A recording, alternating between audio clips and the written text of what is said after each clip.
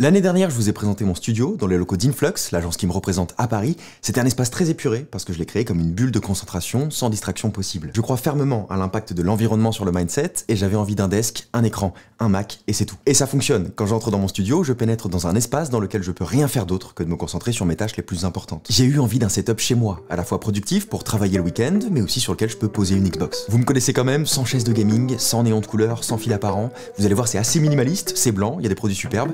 Je pense que ça va vous plaire. Bienvenue chez moi.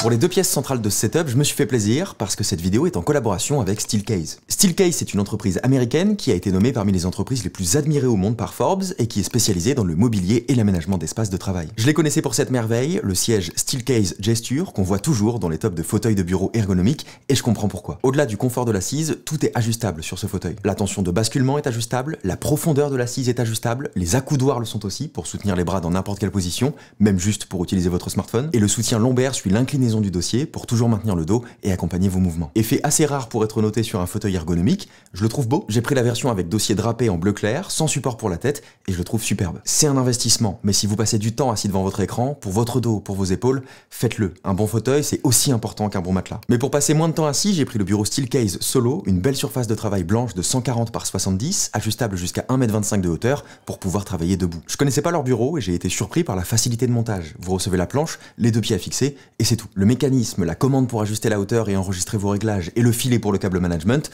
tout est déjà installé et c'est hyper clean. Si le siège Gesture et le bureau Solo vous intéressent, vous retrouverez évidemment tous les liens des produits présentés dans cette vidéo en description. En complément du bureau, j'ai pris cette étagère de Grovemade, la version blanche pour aller dans la continuité de mon bureau, en taille médium pour être plus large que mon écran. Ça rend hyper bien, mais je trouve ça hyper cher. 220 $, en plus des 70 € de frais de douane que j'ai dû payer à la livraison pour un objet qui respire pas non plus une qualité exceptionnelle. Ça marche visuellement, mais si on m'avait dit que ça coûtait 80 €, je l'aurais cru. La station de charge de Belkin, c'est la plus belle que j'ai trouvée sur le marché, minimaliste, blanche, une place pour charger les AirPods, au-dessus duquel l'iPhone flotte grâce aux aimants de MagSafe. La charge est efficace, l'inclinaison est parfaite, les finitions top, j'adore ce produit. Point rapide sur quelques accessoires au passage, une plante by Charlot, chez qui j'achète toutes mes plantes, un dessous de verre Zara Home pour préserver le bureau de l'humidité et de la chaleur, et parce que ça a de la gueule, et une gourde Chili's, c'est important de boire tout au long de la journée, et je vous laisse deviner pourquoi j'ai choisi celle-ci. Pour l'écran, j'ai pas de recommandation particulière. Je m'étais penché sur la gamme Ergo de LG qui me faisait de l'œil, mais j'avais cet écran 27 pouces 4K dans mes placards, et j'allais pas racheter un écran alors que j'avais celui-ci qui dormait. J'aime pas l'idée d'un écran 21/9 trop large et encore moins d'un double screen parce qu'au-delà d'être moche, je trouve que c'est une perturbation visuelle. J'ai pas envie de plus de 2 fenêtres ouvertes devant les yeux, je fais justement en sorte d'en avoir le moins possible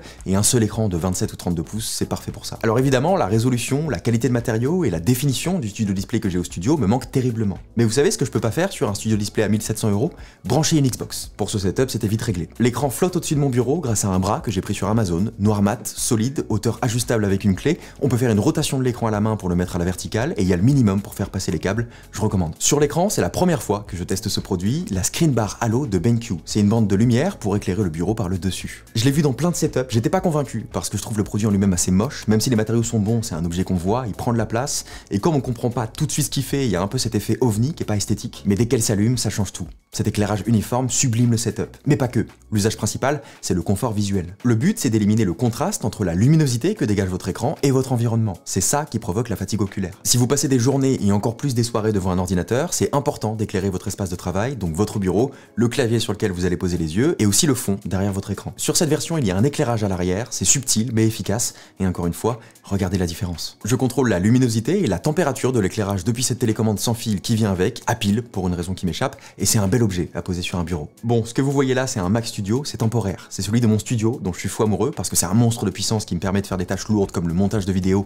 avec une fluidité que j'ai jamais connue auparavant. Mais cette puissance a un coût et j'en ai pas besoin à la maison. Ici, je travaille pas intensivement, je me perds sur internet et j'écris, et Apple vient de sortir la machine parfaite pour ça, le nouveau Mac Mini avec un processeur M2 qui rejoindra mon bureau dans 2 semaines. Les processeurs d'Apple sont remarquables, le Mac Mini c'est une machine que j'adore, mon premier Mac était un Mac Mini, il fait moins de 4 cm de haut donc il se glissera parfaitement sous l'étagère, c'est une annonce qui tombe à pic. Magic Keyboard, ne serait-ce que pour la présence d'une seule touche, Touch ID, sur laquelle je pose mon doigt chaque fois que je dois me connecter à un site, au lieu de taper mon mot de passe, j'aurais du mal à m'en passer. J'avais ce clavier dans un placard, oui je sais j'ai des placards avec plein de trucs, j'ai toujours pas réussi à faire un choix définitif entre un trackpad pour sa fluidité de défilement et une souris pour sa praticité. Pour ce setup, j'ai opté pour la seule souris que je porte dans mon cœur, la MX Master de Logitech. Elle est blanche, le format est confortable, une roue se cache derrière le pouce pour défiler horizontalement et 4 boutons peuvent être associés à des actions. Pour vous montrer à quel point ça change la vie, dans un souci de minimalisme, j'utilise mon navigateur en plein écran.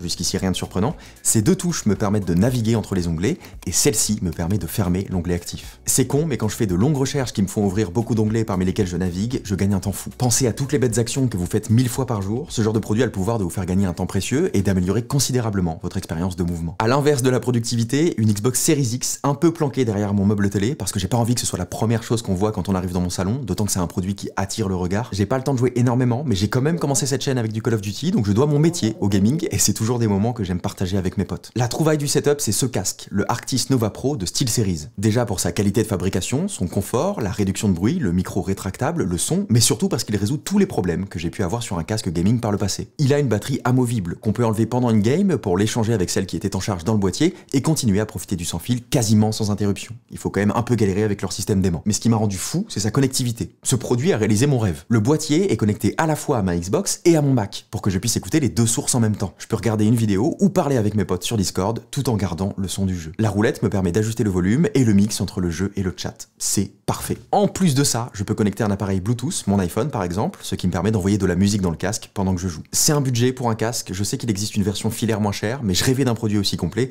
et je suis refait qu'il existe. Et je crois qu'on a fait le tour. Je suis très content de cet espace mi-télétravail, mi-gaming, dans un format qui est pas le plus minimaliste, mais qui est fonctionnel tout en restant épuré. Il me ressemble. Il est composé de produits que j'adore et j'espère qu'il vous plaît aussi et que vous avez découvert des produits qui vont bientôt atterrir dans votre setup. Vous trouverez tous les liens des produits cités dans la description. Je vous mets aussi le lien de la dernière vidéo que j'ai sortie sur le plan d'Apple derrière la connexion satellitaire de l'iPhone. C'est une vidéo qui n'a pas rencontré son public alors que c'est un sujet passionnant. Merci à tous, merci à SteelCase, c'était Léo Duff.